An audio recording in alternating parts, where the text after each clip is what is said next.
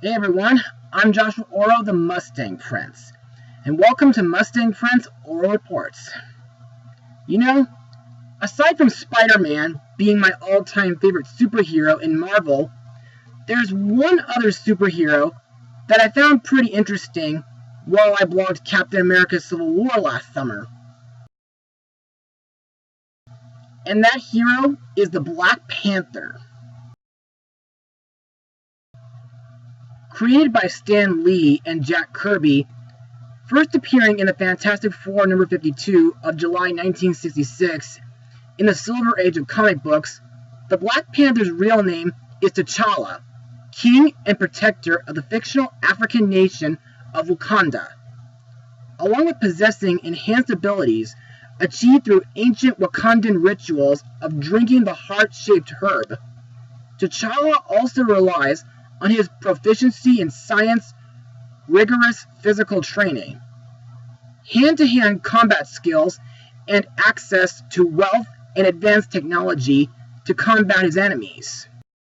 The Black Panther is the first superhero of African descent in mainstream American comics, having debuted years before African-American superheroes such as Marvel Comics' The Falcon of 1969 and Luke Cage from 1972, or DC Comics' John Stewart in the role of the Green Lantern from 1971. The Black Panther storyline, which ran through 13 issues of the Jungle Action series, numbers 6 through 18, which is considered to be Marvel Comics' first graphic novel. In one comic book storyline, the Black Panther mantle is handled by Casper Cole, a New York City police officer. Beginning as an impersonator, Cole would later take on the monk ear of White Tiger and become an ally to T'Challa. The role of Black Panther and leadership of Wakanda is also given to T'Challa's sister, Shuri, for a time when he is left recovering from critical injuries. Now, other than Civil War, Black Panther has made numerous appearances in various TV shows, animated films, and video games. But today, we'll be looking at the Panther's recent movie, which became his first solo movie in the Marvel Cinematic Universe. Released on February 16th, 2018, the movie is The Black Panther. Now let's get started. After the death of his father, T'Challa returns home to the African nation of Wakanda to take his rightful place as king. When a powerful enemy suddenly reappears, T'Challa's mental gets tested when he is drawn into a conflict that puts the fate of Wakanda and the entire world at risk.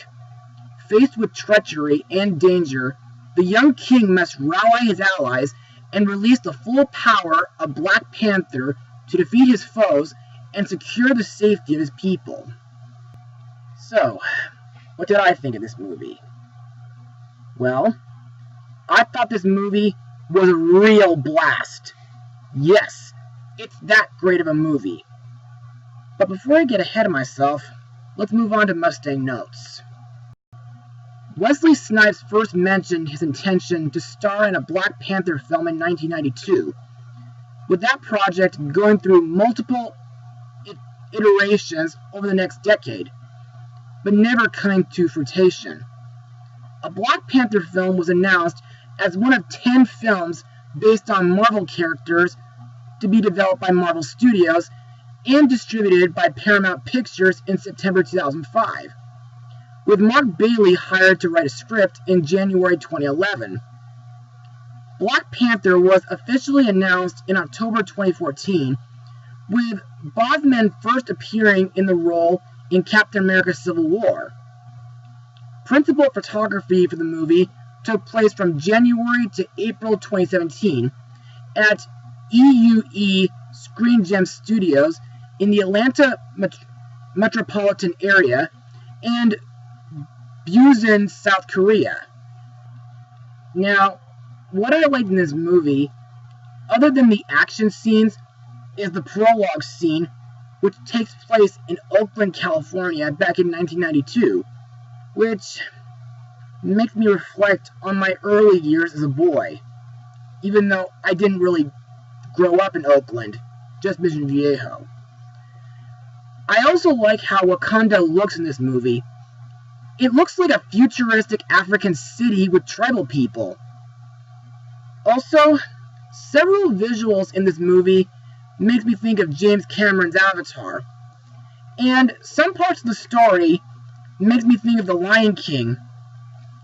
Plus, there are a few parts of the movie that showed flashbacks from Civil War. But the scene that I thought was pretty cool, like the other Marvel movies out there, was Stan Lee's cameo. In this movie, he appears as a patron in the South Korean casino. Anyway, that's all I have for Mustang notes. So, let's move on to the cast. Our main hero, T'Challa, aka the Black Panther, is played by Chadwick Boseman, who got to play Jackie Robinson in 42. T'Challa is the king of the fictional African nation of Wakanda, who gains enhanced strength in ingesting the heart-shaped herb. After the events of Captain America's Civil War and the death of his father, T'Chaka, T'Challa is in mourning while ascending to the throne. The character appears more comfortable in the movie compared to Civil War, now that he's back in his natural environment. Osman said that he is very much aware of his responsibility as the leader of the Wakanda. In my opinion, T'Challa is a real badass when it comes to fighting evil, even during the ritual battles.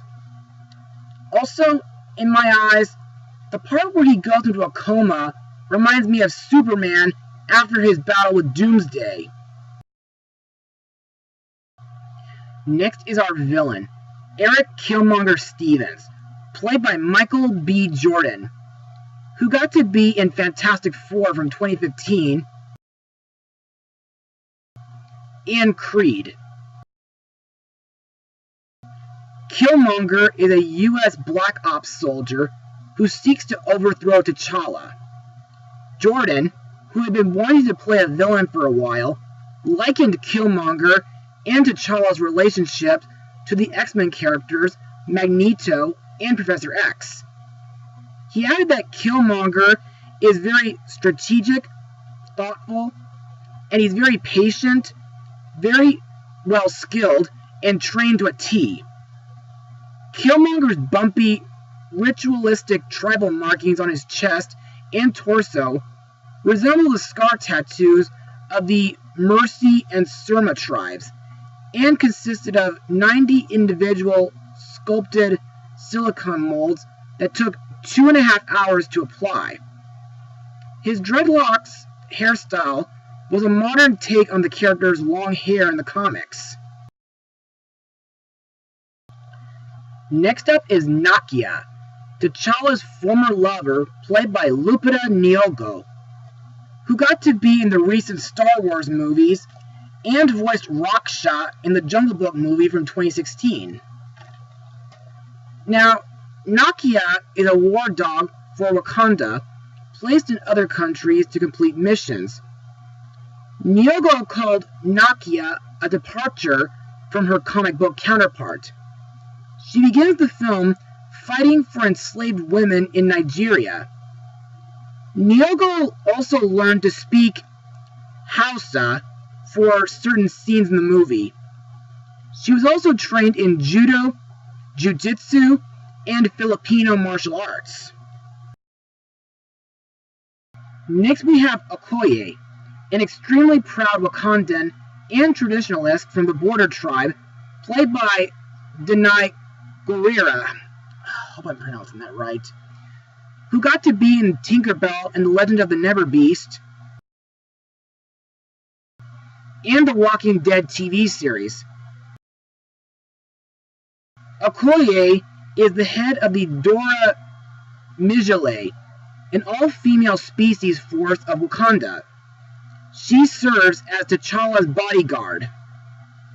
Guerrera described the Dora Milaje as the Secret Service that is also very much about intel. Regarding Okoye's stoic demeanor, Guerrera said she can be pretty serious, but she's also has an unexpected sense of humor. She also has a heart, but for her country and for her people. Next we have Shuri, T'Challa's sister and the Princess of Wakanda, played by Letitia Wright, who will be in the upcoming Ready Player One movie next month. Shuri designs new technology for the country. Wright described her as an innovative spirit and an innovative mind, who wants to take Wakanda to a new place, and has a great fashion sense. Moore called Shuri the smartest person in the world, even more so than Tony Stark.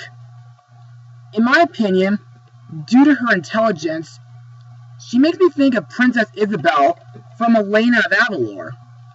And I really like how she supports T'Challa, kind of like my sister Sabrina.